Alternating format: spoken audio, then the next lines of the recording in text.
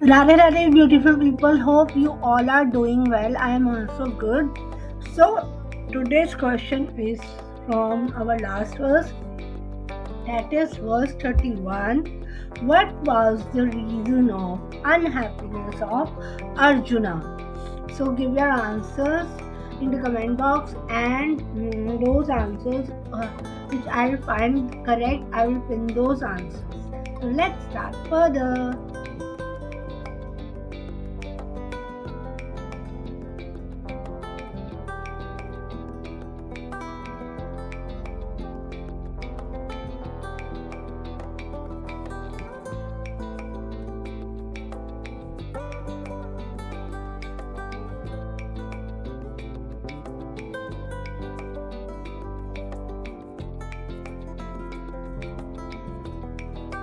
According to chapter 1, verse 32 to 35, O Govinda, of what avail to us are kingdoms, happiness, renounce even life, and wealth itself, when all those for whom we may desire them are now arrayed in this battlefield? O Madhusudana, when teachers, fathers, sons, grandfathers, maternal uncles, fathers-in-law, grandson, brothers-in-law, and all relatives are ready to give up their lives and properties and are standing before me, then why should I wish to kill them, though I may survive? O maintainer of all creatures, I am not prepared to fight with them, even for the sake of dominion over the three worlds. How much less for the sake of the earth? Killing of Dhritarashtra, what pleasure can be ours, O Janardhana? Gita के पहले अध्याय के श्लोक 32 से 35 के हिसाब से, हे गोविंद, जब वे सभी लोग जिनके लिए हम राज्य, सुख, यहाँ तक कि जीवन और धन संपत्ति की कामना करते हैं, वे ही इस युद्ध के मैदान में हमारे सामने खड़े हैं, तो फिर इन चीज़ों का हमारे लिए क्या अर्थ है?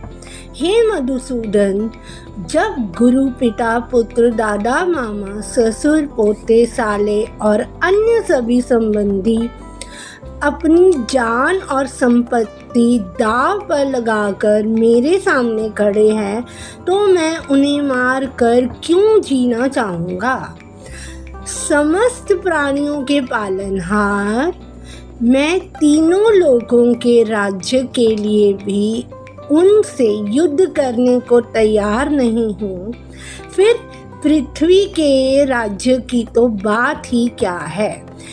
हे जनार्दन, धृतराष्ट्र के पुत्रों को मारकर हमें क्या सुख मिलेगा? Arjuna has addressed Lord Krishna as Govinda, where Go means cows or senses, and Vinda means one who gives pleasures. Because Krishna is the object of all pleasures for cows and the senses. By using this significant word, Arjuna indicates what will satisfy his senses.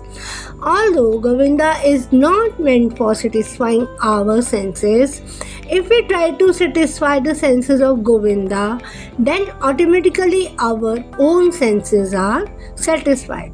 The Lord will satisfy the senses of the living entities as much as they deserve, but not to the extent that they may covet. Arjun ने भगवान कृष्ण को गोविंदा कहकर संबोधित किया है, जिसमें गो का अर्थ है गाय और इंद्रियां, और विंदा का अर्थ है आनंद लेने वाला, क्योंकि कृष्ण ही गायों और इंद्रियों के लिए सभी सुखों के स्रोत हैं।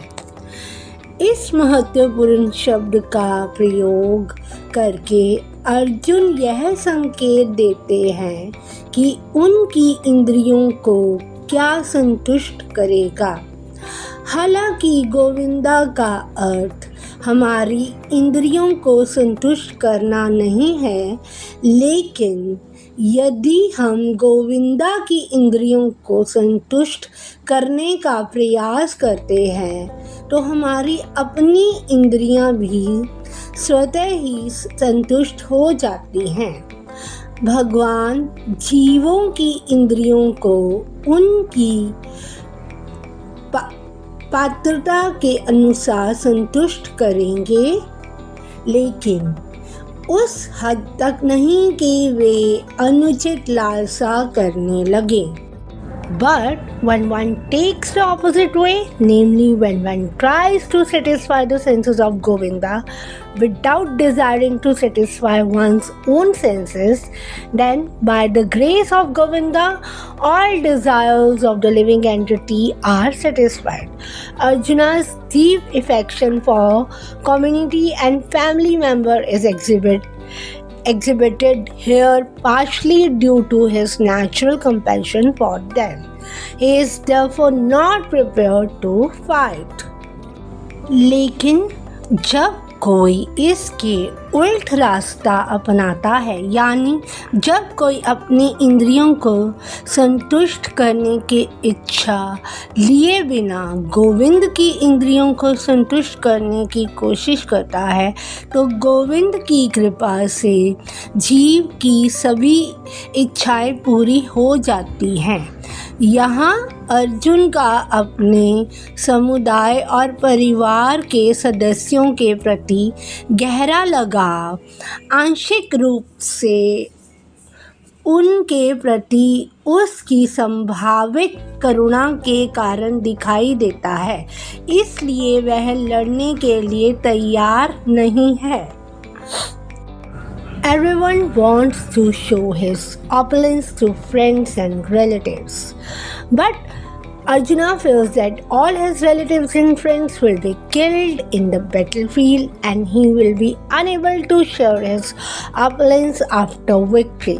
This is a typical calculation of material life. The transcendental life is, however, different.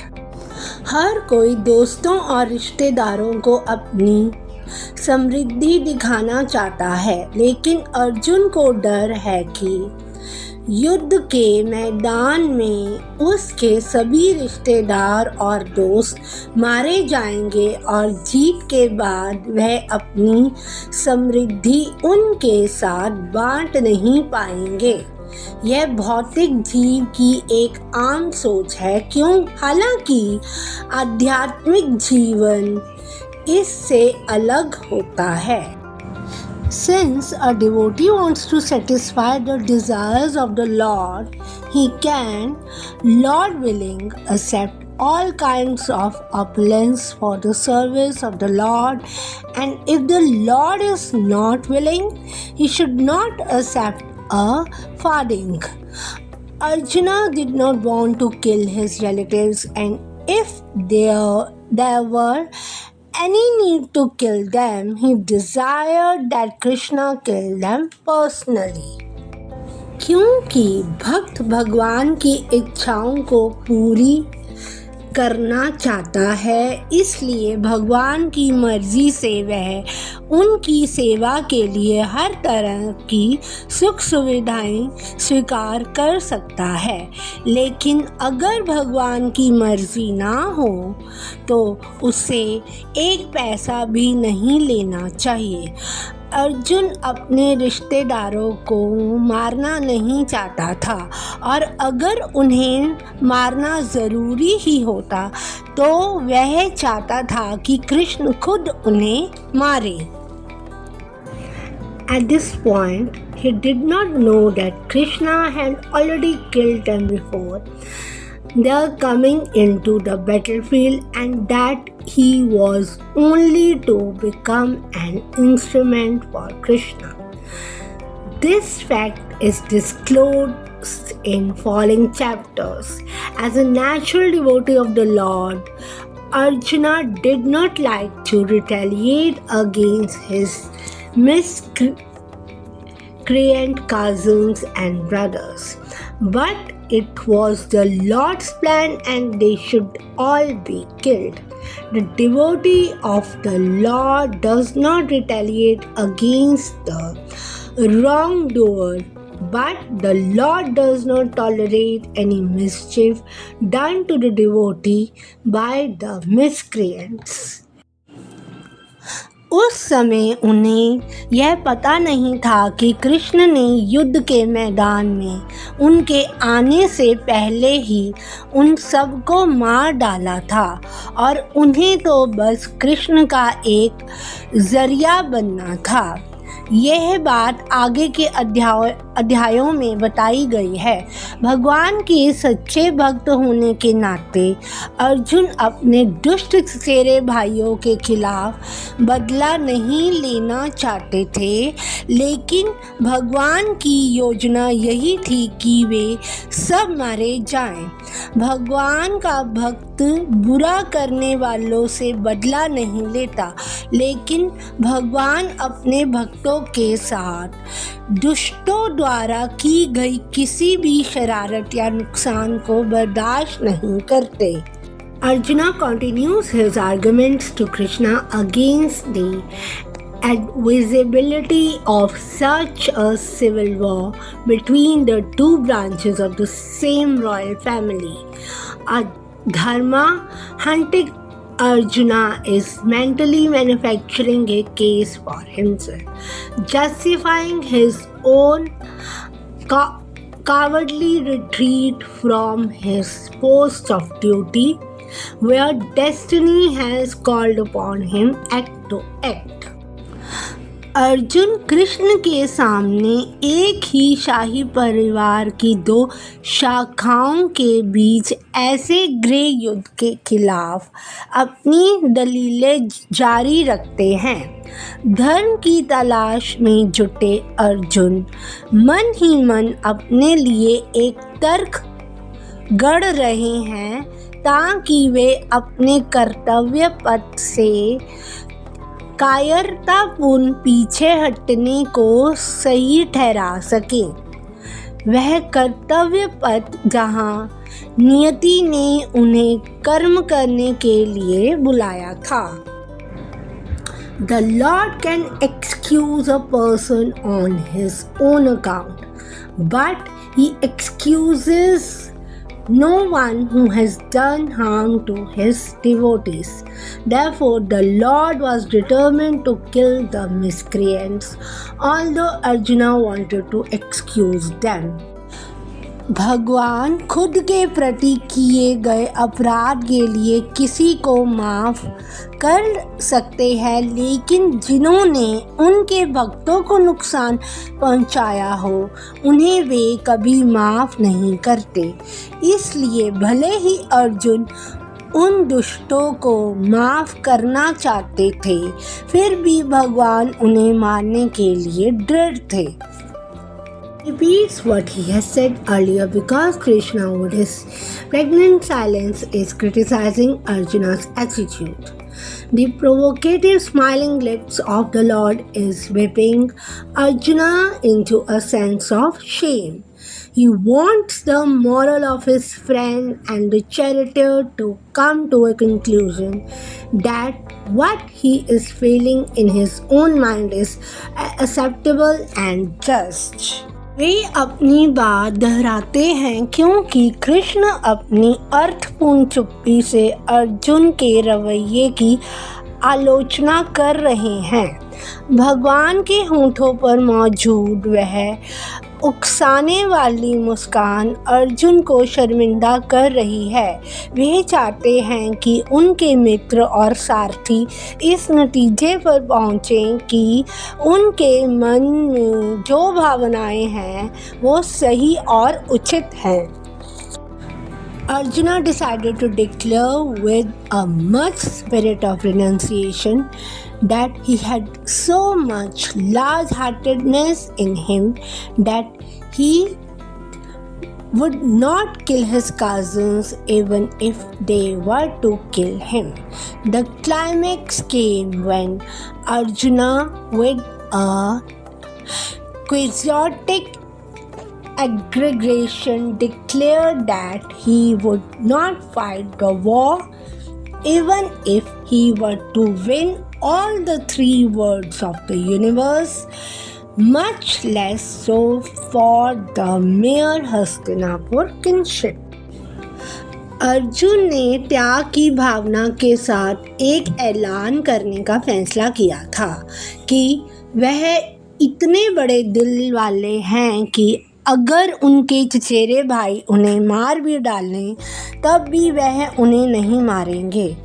बात तब चरम पर पहुंच गई जब अर्जुन ने एक अव्यवहारिक अतिशयोक्ति के साथ कहा कि वह युद्ध नहीं लड़ेंगे, भले ही उन्हें ब्रह्मांड के तीनों लोकों की जीत मिल जाए। हस्तिनापुर के नाते रिश्ते के लिए तो बिल्कुल भी नहीं।